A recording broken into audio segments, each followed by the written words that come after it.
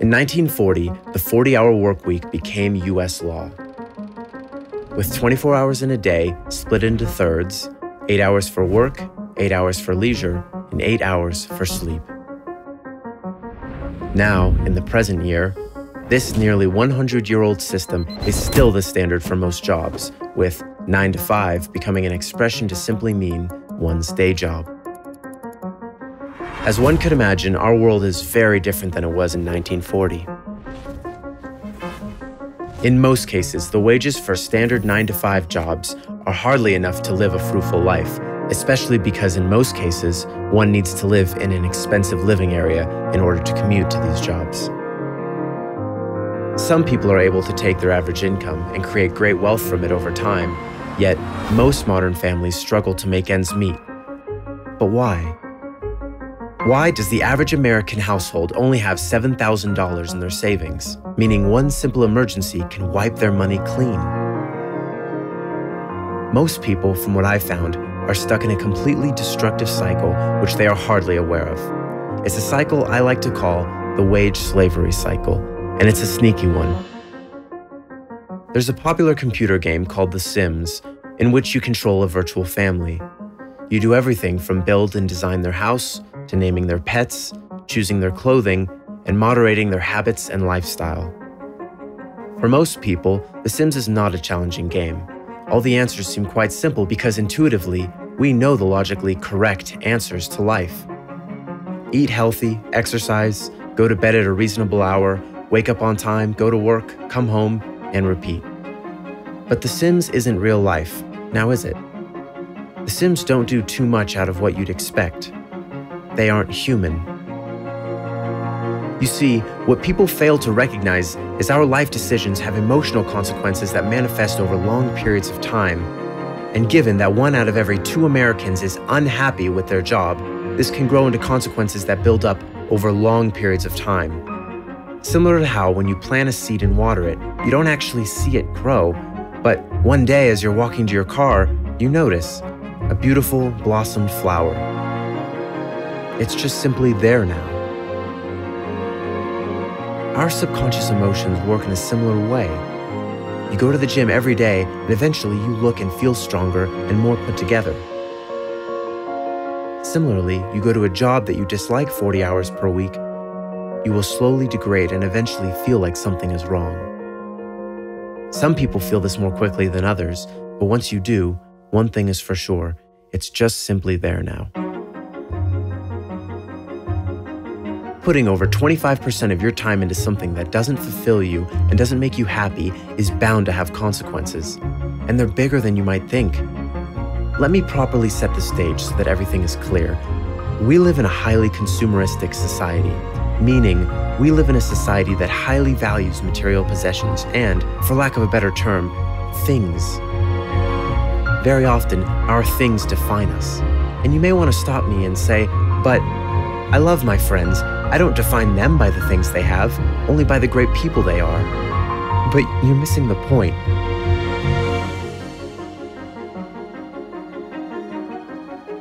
It's about how we define ourselves.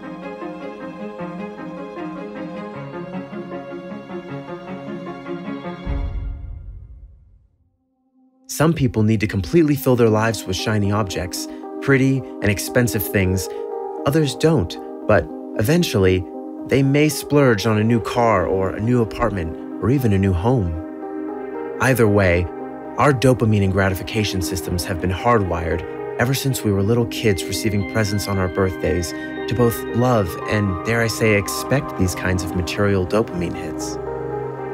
Our parents used these gifts as a tool to give us happiness, and it may have inadvertently also taught us to associate these gifts with the amount of love they had for us, aka our value. This addiction, coupled with a soul-sucking 9-to-5 job, is the very trap I'm speaking of. This industrial age model, put into a world ever filled with shiny and expensive toys, is the hidden monster behind much of our stress, pain, and anxiety in the modern world. We work at our job, come home, use our toys, and repeat for days, months, and years. We try to save money. We know it's in our best interest, and sometimes we are successful, but eventually that craving, that ugly addiction, pokes its head. For each of us, it's different. Maybe it's a new exciting hobby that you need to buy equipment for. Maybe it's a new TV that'll help you relax and find more enjoyment in the evenings. Maybe it's a new car so you'll feel better on that commute to and from your job. Maybe it's redoing the master bathroom so when you get up in the morning you have a prettier room to stand in as you brush your teeth. Inherently, these things are not evil on their own, which is why it's so easy to convince ourselves to move forward and purchase them. What is evil, though, is the reason we're doing them in the first place. When 25% of your life is spent dressing up in clothes you probably don't want to wear, traveling to an office you may not like, seeing people you might not prefer to be around, and performing a task you may not thoroughly enjoy, we need to make it up to ourselves somehow. We need to enhance that remaining 75% of our lives that we still have some actual control over. And best of all, since we've been working, we can now afford to, right?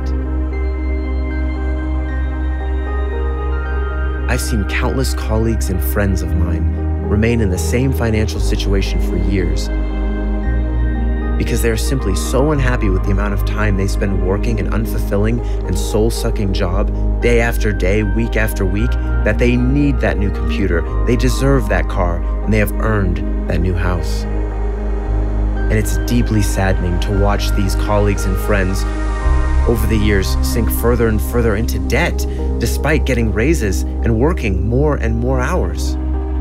It's like you're stuck in a pool of quicksand. The more you fight, the quicker they're engulfed.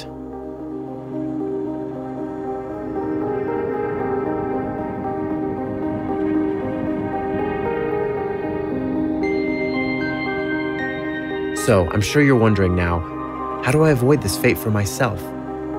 And the answer is actually quite simple: awareness. I'm sorry if that's not the turnkey answer to riches you were searching for, but hear me out. In Alcoholics Anonymous, there are 12 steps. And these steps have helped thousands, if not millions, of alcoholics move away from their disease and live happy and healthy lives. Want to know the very first step of these 12? The one step that must be completed to guarantee recovery? Showing the self-awareness to admit you have an addiction.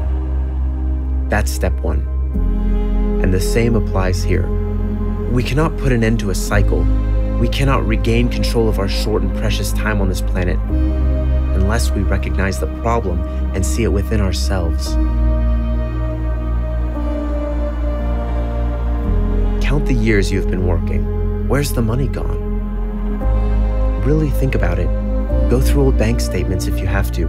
Count the number of meaningless expenses you took on, which had you excited and giddy at the time, but now remain covered in dust and failing to pull any excitement or happiness from you.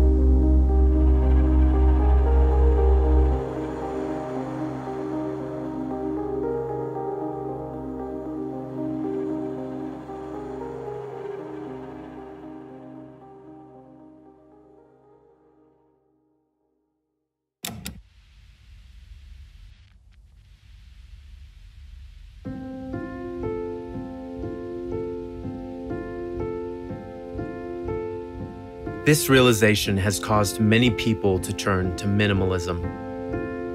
Minimalism is the practice of living on the bare essentials in order to keep materialism and consumerism from invading their lives.